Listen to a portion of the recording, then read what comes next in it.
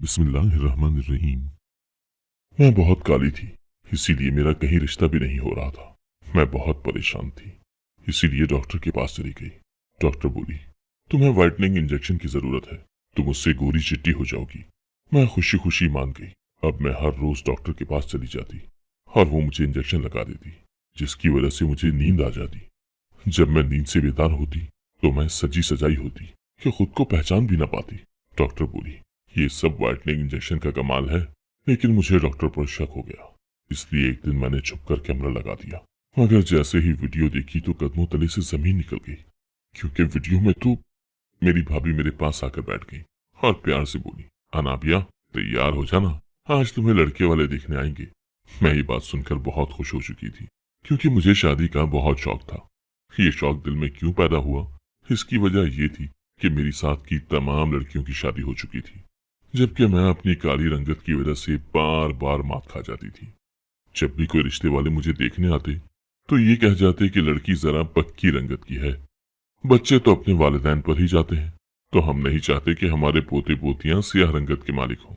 मैं ये बात सुनकर दिल ही दिल में तड़पती रहती थी। इसलिए आज भाभी ने मुझे रिश्ते का बताया तो मैंने जल्दी से ब्लीच क्रीम तैयार की और वो लगाने बैठ गई।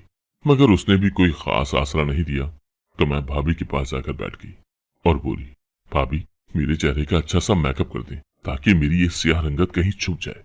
भाभी ने प्यार से मेरा हाथ सहलाया और बोली, अनाबिया ये सब सोचकर तुम खुद को अजियत मत दिया करो। ये लोग जो तुम्हें रिजेक्ट करके जाते हैं ना, दरअसल ये तुम्हें डिजर्व ही नहीं करते। जो रिश्ता तुम्हारे आंख में बेहतर होगा वो तुम्हें पलक झपकते ही पसंद कर जाएगा और तुम हैरान हो जाओगी कि यूं भी काम बन जाया करते हैं। भाभी की इन किताबी बातों पर मुझे बिल्कुल भी यकीन नहीं था, इसीलिए मैं बजिद रही कि मेकअप के जरिए मेरी स्याह रंगत छुपा दे।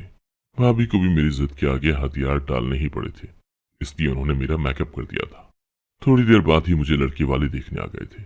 जब मुझे बुलाया गया तो मैं शर्माती हुई चाय की ट्रे लेकर कमरे में चली गई। लड़के की वालदा मुझे देखकर हंसने लगी और बोली, हाय हाय ये कैसी लड़की है जो यूं बन संवर कर हमारे सामने आ गई है। मेरा दिल अंदर ही अंदर कुचला गया था। मैं जान गई थी कि इस बार भी इनकार हो जाएगा। वो औरत मेरी अम्मी से कहने लगी, बहन नाराज मत होना, मगर मुझे तो घरेलू किस्म की लड़की चाहिए जो शादी के बाद हमारे काम तो आए। हमने ऐसी लड़की क्या करनी है जो सुबह सवेरे ही मुंह पर मेकअप मलकर बैठ जाए। मेरी अम्मी मुझे गुस्से से घूरने लगी थी। वो बोली, नहीं नहीं बहन, मेरी बेटी मेकअप की बिल्कुल भी शौकीन नहीं है, आज न जाने क्यों इतना तैयार हो गई है। मैं डर गई थी कि इन मेहमानों के जाने के बाद मेरी खैर नहीं है। वो औरत माजरत करके आगे बढ़ गई, जबकि उसके साथ बैठी लड़की गालिबन उसकी कोई रिश्तेदार थी। वो भी अम्मी के तेवर भांप चुकी थी, इसीलिए रुककर बोली, आंटी जी आप अनाबिया पर गुस्सा हरगिज मत कीजिएगा कि इसके बनने सवरने की वजह से ये रिश्ता रिजेक्ट हुआ है। बात तो यह है कि मेरी आंटी को कोई रिश्ता पसंद ही नहीं आता। किसी लड़की में कोई ऐब नजर आ जाता है तो किसी में कोई। अभी पिछले घर में जो रिश्ता देख कर आए हैं वो इसलिए रिजेक्ट कर दिया क्योंकि आंटी का कहना था कि लड़की बहुत सादा है, उसे कम से कम लिपस्टिक तो लगा लेनी चाहिए थी ना। उस लड़की की बात सुनकर अम्मी हंसती थी और मेरे दिल से भी बोझ सरक गया था। मैं उसके साथ चल पड़ी ताकि उसका शुक्रिया अदा कर सकूं। वो बोली, अनाबिया तुम मुझे बहुत अच्छी लगी हो, मुझे अपना मोबाइल नंबर दे दो। जैसे ही मेरी नजर में कोई अच्छा रिश्ता हुआ मैं तुम लोगों को जरूर इन्फॉर्म करूंगी। मैंने जल्दी जल्दी से सदफ को नंबर दे दिया था। वो भागती हुई गेट से बाहर निकल गई कि मुझे और देर हो गई तो आंटी मुझे यहीं छोड़कर चली जाएंगी। सदफ की बातें सुनकर मेरा दिल हल्का फुल्का सा हो गया था। आज मैं गमजदा नहीं हुई थी। पहले तो जब मुझे कोई रिश्ता देखने वाले रिजेक्ट करके जाते थे तो मैं दो दो दिन तक खाना भी नहीं खाती थी, जबकि आज तो मुझे जरा सा भी मलाल नहीं गुजरा था। मैं सोचने लगी थी कि काश हमारे इर्द गिर्द रहने वाले तमाम लोग ही गुफ्तार के इतने अच्छे हो जाएं कि उनसे मिलकर चंद लम्हों के लिए इंसान अपने दुखों को ही भूल जाए। अम्मी ने भी मेरे साथ उस रिश्ते के मुतालिक कोई बात नहीं की थी। रात हुई तो मुझे सदफ की कॉल आ गई थी। इधर उधर की बातों के बाद वो बोली, अनाबिया अभी तक तुम्हारी शादी क्यों नहीं हुई।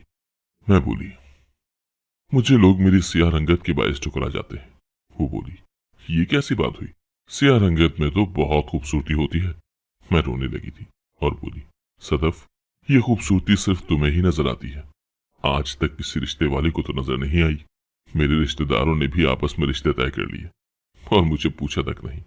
मेरे अब्बू ये गम अपने दिल पर लेकर मर गए कि भरी बिरादरी में किसी ने ये नहीं सोचा कि कमाल की बेटी ब्याहने वाली रहती है। एक घर से 3-3 लड़कियां लेने के बजाय क्यों ना एक बेटी कमाल की भी ले ले। सदफ, तुम यकीन करो, मैंने कोई क्रीम नहीं छोड़ी जो इस्तेमाल न की हो, मगर न जाने कोई चीज, कोई टोटका मुझ पर असर क्यों नहीं करता। सदफ मेरी बातें सुनकर बोली, अगर तुम्हें गोरी रंगत का इतना ही शौक है तो फिर तुम किसी डॉक्टर के पास क्यों न गई। मैं उसकी बात सुनकर हैरान हो गई थी और बोली, डॉक्टर के पास? वो क्यों? डॉक्टर मेरी रंगत के लिए क्या कर लेगा? सदफ बोली, ये तो बड़ी हैरत की बात है। आज तक तुम्हें किसी ने बताया ही नहीं कि डॉक्टर के पास जाकर रंगत तब्दील करवाई जा सकती है। कल तुम मेरे साथ डॉक्टर के पास चलना, तुम्हारा ये मसला हल हो जाएगा। मैं शदीद हैरत में मुब्तला थी। मैं तो सोच भी नहीं सकती थी कि मेरा मसला काबिल हल है। मैं सुबह अम्मी से बोली कि मैं अपनी एक सहेली के घर जा रही हूँ। अम्मी ने आज तक मुझ पर किसी किस्म की कोई रोक टोक नहीं की थी, क्योंकि वो जानती थी कि घर में रह रहकर मैं डिप्रेशन का शिकार हो जाऊंगी।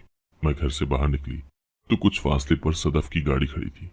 वो मुझे अपने साथ एक अस्पताल में ले गई थी। मैंने देखा कि वहां बड़ी प्यारी प्यारी सी लड़कियां भी मौजूद थी। मैं सदफ से बोली, ये दूधिया रंग की लड़कियां ये डॉक्टर के पास क्या करने आई हैं?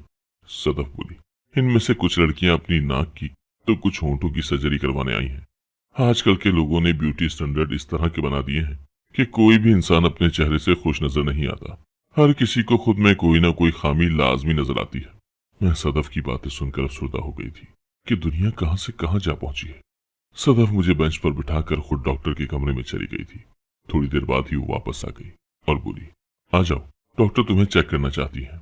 मैं जल्दी से उठकर डॉक्टर के कमरे में चली गई तो उसका कमरा देखकर हैरान रह गई थी। उसका कमरा कहीं से भी एक डॉक्टर का कमरा नहीं लग रहा था और खुद वो औरत भी डॉक्टरनी नहीं लग रही थी। मैं सदफ के कान में बोली, ये कैसी डॉक्टर है? सदफ मेरी बात सुनकर हंस दी और डॉक्टर से बोली, देखिए आपकी भोली भाली क्लाइंट क्या पूछ रही है कि ये कैसी डॉक्टर है। मेरी बात सुनकर डॉक्टर मुस्कुरा दी और नरमी से बोली, अनाबिया, मैं कोई आम डॉक्टर तो हूं नहीं, मैं तो कॉस्मेटिक सर्जन हूँ। लोगों से इतनी भारी भारी फीस इसीलिए वसूल करती हूँ कि उन्हें अच्छा महसूस करवाऊं। इसीलिए मैंने यहाँ ऐसा सेटअप कर रखा है। मुझे सदफ बता रही थी कि आप अपनी रंगत सफेद करना चाहती हैं, तो इसका मेरे पास एक ही हल है, आपको व्हाइटनिंग इंजेक्शन लगाऊंगी। मुझे उन इंजेक्शन के बारे में इल्म था, क्योंकि मैंने सुन रखा था कि कई अदाकार भी ये इंजेक्शन लगवाकर गोरे चिट्टे हो चुके हैं। मैंने हामी भर दी थी और बोली, आपकी फीस कितनी होगी?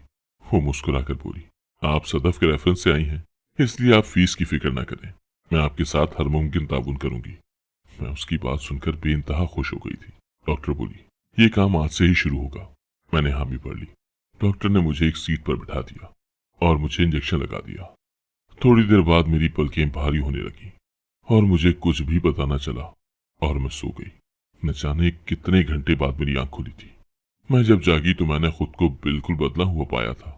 मेरे चेहरे पर बहुत हल्का सा मेकअप किया गया था, मगर मुझे बहुत भारी ज्वेलरी और लिबास पहनाया हुआ था। मैं एकदम से खौफजदा हो गई और बोली, डॉक्टर ये सब क्या है? वो मुझे होश में आता हुआ देखकर मुस्कुराने लगी और बोली, फिक्र की बात नहीं है, मैंने सदफ से इजाजत ले ली थी आपके मेकअप की। मैंने उसे कह दिया है कि मैं आपका इलाज बिल्कुल मुफ्त करूंगी, मगर मुझे आपके चेहरे पर मेकअप सीखने की इजाजत दे दी जाए। अब आप फीस की बिल्कुल भी फिक्र न करें। मैं परेशान सी डॉक्टर को देखती रह गई। तब वो बोली, हनाबिया, अब आप परेशान मत हो, मैंने बहुत अच्छी क्वालिटी का मेकअप इस्तेमाल किया है, आपके चेहरे को किसी किस्म का नुकसान नहीं पहुंचेगा। मैंने सर हिला दिया तो डॉक्टर ने मुझे कहा कि बाथरूम में जाकर मुंह हाथ धो लूं और लिबास तब्दील कर लूं। मैं मुंह हाथ धोकर बाहर निकली तो सदफ मेरे इंतजार में ही खड़ी थी। वो बोली, अनाबिया, तुम्हारी किस्मत तो बहुत अच्छी है, तुम्हारा ये सारा इलाज मुफ्त में करेगी, बस तुम्हारे चेहरे पर इसने मेकअप ही तो सीखना है। सदफ की बातें सुनकर मैं पुरसुकून हो चुकी थी, क्योंकि मुझे उस पर मुकम्मल भरोसा था। मैं घर पहुंची तो निढाल सी थी। अम्मी भी बहुत परेशान थी। कहने लगी, कहाँ चली गई थी तुम? मैंने तुम्हारी हर सहेली को कॉल की, मगर तुम तो किसी के घर भी नहीं थी। मैंने अम्मी को सच बता दिया कि मैं सदफ के साथ गई थी। अम्मी का गुस्सा झाग की तरह बैठ गया था। वो बोली, जाने से पहले बताकर तो जाती। मैं अपने कमरे में आ गई थी। मेरे जिस्म में बहुत दर्द था, जोर जोर दर्द कर रहा था।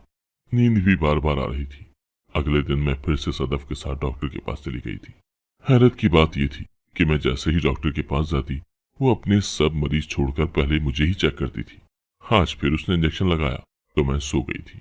आज जब मेरी आंख खुली तो मेरी खौफ से चीख निकल गई थी, क्योंकि मेरे चेहरे पर जगह जगह जख्मों के निशान थे। मेरी हालत देखकर डॉक्टर हंस दी और बोली, ये मेकअप है, सचमुच के जख्म नहीं है। जाओ जाकर अपना मुंह धो लो। मैंने अपना मुंह धोया तो निशानात खत्म हो चुके थे। मुझे 2 वाइटनिंग इंजेक्शन लग चुके थे, मगर अभी तक जरा भी मेरे रंग में फर्क नहीं पड़ा था। तीसरे दिन भी मुझे इंजेक्शन लगाया तो मैं सो गई, मगर नींद में मुझे किसी मर्द की आवाज सुनाई दे रही थी। कोई मर्द मेरे चेहरे के बिल्कुल पास आकर बोल रहा था।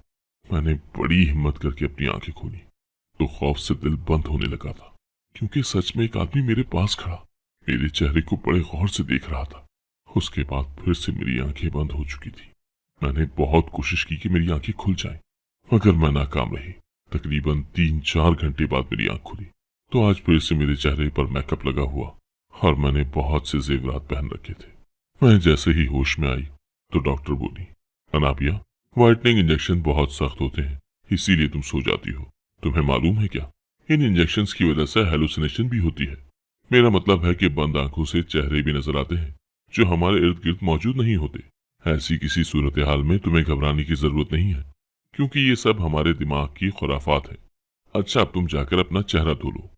मैं बाथरूम में चली गई और सोचने लगी कि डॉक्टर ने ये बात मुझे पहले दिन क्यों नहीं बताई थी। उसने आज ही क्यों बताया, जब मुझे एक मर्द का चेहरा नजर आया था। फिर ख्याल आया कि शायद ये चेहरे वगैरह नजर आना ट्रीटमेंट के दूसरे तीसरे दिन शुरू होते होंगे। मैं मुंह हाथ धोकर बाहर आ गई तो सदफ मेरी मुंतजिर खड़ी थी। वो मुझे देखते ही बोली, आज का सेशन कैसा रहा? मैं बोली, अच्छा रहा। तभी मेरी नजर शीशे के पार खड़े एक मर्द पर पड़ी तो उसे देखकर मैं दंग हो गई थी, क्योंकि ये तो वही शख्स था जिसका चेहरा आज मुझे नींद में नजर आया था। सदफ ने मेरी नजरों के ताकुब में देखा तो वो एकदम से घबरा गई और मेरा हाथ पकड़कर मुझे घसीटते हुए बाहर ले गई थी। ये सब इत्तेफाक तो नहीं हो सकता था ना, यकीनन कुछ ना कुछ तो गड़बड़ जरूर थी। मैं थकी सी घर पहुंची तो भाभी बोली, हाँ बनाबिया, तुम ये रोज रोज कहाँ जाती हो? मैं बहुत थकी हुई थी, इसीलिए बरहम मिजाज में बोली, आपको इल्म तो है ना, मैं सदफ के साथ जाती हूँ। भाभी मुस्कुराकर बोली, हाँ नाबिया, मुझे पता है कि तुम सदफ के साथ जाती हो, मगर कहाँ जाती हो? मुझे भाभी से इस किस्म के सवाल की तवक्को नहीं थी, इसीलिए गड़बड़ा गई और बोली, उसके घर जाती हूँ। तब भाभी नरमी से बोली, अनाबिया, सदफ तुम्हारी बचपन की दोस्त नहीं है, इसीलिए रोज रोज उसके घर जाना अच्छा नहीं है। तुम कभी किसी सहेली के घर चली जाया करो तो कभी किसी सहेली के। मैं बोली, भाभी, मेरी रंगत में कुछ तब्दीली आई है क्या? भाभी बोली, हाँ, तुम पहले से ज्यादा पीली पड़ चुकी हो। मैंने कभी तुम्हारी आंखों के नीचे हल्के नहीं देखे, अब तो वो भी बढ़ चुके हैं। तुम हर वक्त थकी थकी से रहती हो, तुम्हें हुआ क्या है? मुझे सच सच बताओ, सदफ के घर तुम क्या करती हो? मैं भाभी की बातें सुनकर सख्त परेशान हो गई थी। मैं बोली, भाभी, भाभी, मैं कुछ भी नहीं, बस बातें करती हूँ। इतना कहकर मैं जल्दी से उठकर अपने कमरे में चली गई थी। मैंने शीशा उठाकर देखा तो मुझे भाभी की बातें सच मालूम हुई थी। वाकई मेरी आंखों के तले हल्के पड़ चुके थे। मुझ पर खौफ तारी हो चुका था कि न जाने अस्पताल में मेरे साथ क्या होता रहा है। और फिर वो मर्द, ये सब सोच सोच कर मैं रोने लगी थी। मेरा दिल बड़ा घबरा रहा था। मैंने रात का खाना भी नहीं खाया था। अजीब सी सूरत हाल थी। अगले दिन मैंने सोच लिया था कि आज मैं इंजेक्शन लगवाने नहीं जाऊंगी, इसीलिए मैंने सदफ को फोन करके कह दिया था और वो बोली कि ठीक है, अगर आज तबीयत ठीक नहीं है तो कल चली चलना। मैं उसका फोन रखकर फिर से सो चुकी थी, क्योंकि आजकल मुझे बहुत नींद आती थी। अभी घंटा ही हुआ था कि सदफ हमारे घर चली आई थी। वो बोली, अनाबिया, मेरे साथ चलो, मुझे डॉक्टर की कॉल आई थी कि अगर आज तुम ना आई तो इंजेक्शन तुम पर मनफी तौर पर असरअंदाज हो सकते हैं, इसीलिए एक भी नागा नहीं करना। तुम जानती हो ना, तुम मेरे तवज्जुद से उस डॉक्टर के पास गई थी, इसीलिए वो तुम्हारे लिए इतनी फिक्रमंद है। तुम आम क्लाइंट होती तो कभी वो यूं फोन करके तुम्हें ना बुलाती। अब जल्दी से उठो और मेरे साथ चलो। मुझे अजीब सा महसूस हो रहा था, शायद सच में वो डॉक्टर बहुत अच्छी हो और मैं बिला वजह उस पर शक कर रही हूँ। मैंने खुद को मलामत किया कि मैं क्यों बिला वजह ये सोच रही हूँ। इसीलिए मैंने सदफ से कहा, तुम बैठो जरा, मैं कपड़े तब्दील कर लूँ। मगर तब तक मेरे दिल में अजीब सा खौफ बैठ गया था और मैं चाहने के बावजूद भी अपने दिल से खौफ दूर नहीं कर पा रही थी। फिर मैंने सोचा कि आज मैं अपने बैग में एक कैमरा रख कर ले जाती हूँ, फिर जो कुछ वहां होगा उसमें रिकॉर्ड हो जाएगा। अगर तो ये सब मेरा वहम हुआ तो मेरे दिल से खौफ निकल जाएगा। इसीलिए मैंने जल्दी से बैग के आगे एक नन्हा सा सुराख किया और कमाल महारत से उसमें कैमरा रखकर अपने साथ ले गई थी। डॉक्टर मुझे देखकर बेइंतहा खुश हुई और बोली, जल्दी से कुर्सी पर बैठ जाओ ताकि मैं अपना काम शुरू कर सकूं। मैं कुर्सी पर बैठ गई तो डॉक्टर ने मुझे इंजेक्शन लगा दिया। मैं सो गई। जब आंख खुली तो हमेशा की तरह मेरे चेहरे पर मेकअप लगा हुआ था। मैंने उठकर मुंह धोया और अपना बैग लेकर घर चली आई थी। मुझे अजीब सा खौफ महसूस हो रहा था कि न जाने आज कैमरे की आंख में क्या महफूज हुआ होगा। दरअसल मेरी हिम्मत ही नहीं हो रही थी कि मैं कैमरे को हाथ लगा पाती। मेरा दिल जोर जोर से धड़क रहा था। आखिरकार मैंने बहुत हिम्मत की और कैमरा निकालकर लैपटॉप को सेट करके बैठ गई। उसमें साफ देखा जा सकता था कि डॉक्टर ने मुझे इंजेक्शन लगाया और मैं बातें करती करती सो गई। अभी थोड़ी ही देर गुजरी थी कि डॉक्टर ने किसी को फोन किया और 3-4 आदमी कमरे में दाखिल हो गए। इसमें वो आदमी भी मौजूद था जिसको मैंने ग़ुनूदगी में देखा था। वही आदमी मेरी जानिब बढ़ा। इतनी ही देर में मेरे कमरे का दरवाजा धाड़ की आवाज से खुल गया था। भाई ने कमरे में आते ही मेरे मुंह पर थप्पड़ों की बरसात कर दी थी। वो बोले, तुम हम लोगों की दी गई आजादी का ये फायदा उठाती रही हो। भाई ने मेरे सामने मेरी तस्वीर फेंक दी थी। उन तस्वीर में मेरे स्याह रंग को मजीद गहरा करके दिखाया गया था और साथ ही साथ भारी ज्वेलरी और लहंगा वगैरह पहनाकर मेरा ब्राइडल फोटोशूट किया गया था। मैं ये सब देखकर धाड़े मार मार कर रोने लगी थी। मैं बोली, भैया मैं नहीं जानती थी कि मेरे साथ ये सब होता है। मैं तो घर वालों से छुपकर व्हाइटनिंग इंजेक्शन लगवाने चाहती थी। मैं चाहती थी कि मेरी जान मेरी इस काली चमड़ी से छूट जाए। मुझे क्या इल्म था कि सदफ मेरी मासूमियत का इस तरह से फायदा उठाएगी। मैंने लैपटॉप भाई के सामने कर दिया था। उसमें मेरी बेगुनाही का सबूत था। मैं तो बेहोश पड़ी थी और वो सब लोग मेरी तस्वीरें बना रहे थे। भाई ने तो अपना सर हाथों में गिरा लिया था। फिर उन्होंने जल्दी से मोबाइल उठाकर अपने वकील दोस्त को फोन किया था। उसने मशवरा दिया कि हम तीनों मिलकर डॉक्टर के दफ्तर जाते हैं। अगले दिन जब सदफ मुझे लेने आई तो मैं चुपचाप उसके साथ चल पड़ी। भाई और वकील हमारे पीछे पीछे आ गए थे। जब मुझे वो लोग बेहोशी का इंजेक्शन लगाने लगे तो भाई कमरे में आ गए। डॉक्टर भाई और वकील को देखकर खौफजदा हो चुकी थी। भाई बोले, डॉक्टर अब तुम सारी जिंदगी जेल में सड़ोगी। वो डॉक्टर बोली, मैं डॉक्टर नहीं हूँ, बल्कि मैं तो डिजाइनर हूँ। फिर उसने बताया कि सदफ मेरे साथ काम करती है। हमने नए नए लहंगे डिजाइन किए थे। उसके लिए हमें एक सियाह मॉडल की जरूरत थी। इसलिए जब सदफ ने अनाबिया को देखा तो उसके साथ दोस्ती गांठ ली और धोखे से उसे यहाँ ले आई। इस सब में सारा कसूर सदफ का है। वकील बोला, मैडम आप भी शामिल जुर्म है, इसलिए आपका ब्रांड भी खत्म करवाऊंगा और आपको जेल में चक्की भी पिसवाऊंगा। सदफ भी कमरे में आ चुकी थी। वो भी सख्त परेशान हो चुकी थी। इसीलिए बोली, हम मुफाहमत की तरफ चलते हैं। हम मॉडल को उसके काम का मुआवजा देने को तैयार है। तब मैं बोली, सदफ मैं मॉडल नहीं हूँ, मैं तुम लोगों को सारे जहां में रुसवा कर दूंगी। तब डिजाइनर बोली, हम आपकी तस्वीर इंटरनेट से हटाने के लिए भी तैयार हैं और आपकी जो दिल आजारी हुई है उसके लिए भी पे करने को तैयार है। भाई बोले, ऐसा नहीं हो सकता। मैंने बहुत सोच समझ कर फैसला किया और कहा कि मुझे ये डील मंजूर है। भाई हक्का बक्का रह गए थे, मगर मैंने इस डील पर साइन कर दिए। मेरी तमाम तस्वीर इंटरनेट से हटा दी गई थी और मैंने उनसे 30 लाख रुपए वसूल कर लिए थे। भाई हैरान थे। वो बोले, अनाबिया तुम इन पैसों का क्या करोगी? तब मैं रोते हुए बोली, भैया अल्लाह ने हम सबको एक ही जिंदगी दी है। इसी एक जिंदगी में हम सब ने बहुत कुछ करना होता है। फिर इस माशरे के लोग बेटियों को अच्छे रिश्ते के इंतजार में क्यों बिठा देते हैं? क्या हम सिर्फ ब्याही जाने के लिए पैदा की जाती हैं? मैं मानती हूँ कि शादी एक बहुत अच्छा और पाक रिश्ता है, मगर इस रिश्ते को बनाने के लिए लड़कियों को 100 बार रिजेक्ट क्यों होना पड़े? मैं इन पैसों से बैरून मुल्क जाकर अपनी तालीम मुकम्मल करके इस मुल्क में वापस आकर यहाँ के लोगों की खिदमत करूंगी। इस दौरान अच्छा रिश्ता मिल गया तो शादी भी कर लूंगी। भैया शादी जिंदगी का हिस्सा है, पूरी जिंदगी नहीं है कि शादी ना हुई तो लड़की को कुछ और करने की इजाजत ही नहीं। मेरी बातें सुनकर भाई की आंखों में आंसू आ गए थे। उन्होंने मेरे सर पर बोसा दिया और बोले, अनाबिया मैं इस कार्य खैर में तुम्हारे साथ हूँ। अल्लाह का लाख लाख शुक्र है कि मैं अपनी जिंदगी में बहुत आगे बढ़ चुकी हूँ, जहां मुझे काली रंगत का भी कॉम्प्लेक्स नहीं रहा। अगर आपको आज की कहानी पसंद आई है तो वीडियो को जरूर लाइक कीजिएगा और अपने दोस्तों के साथ भी शेयर कीजिएगा। और हाँ, अगर आपने अभी तक हमारा चैनल सब्सक्राइब नहीं किया तो जरूर सब्सक्राइब करें। मिलते हैं कल एक नई और दिलचस्प कहानी के साथ। अल्लाह हाफिज।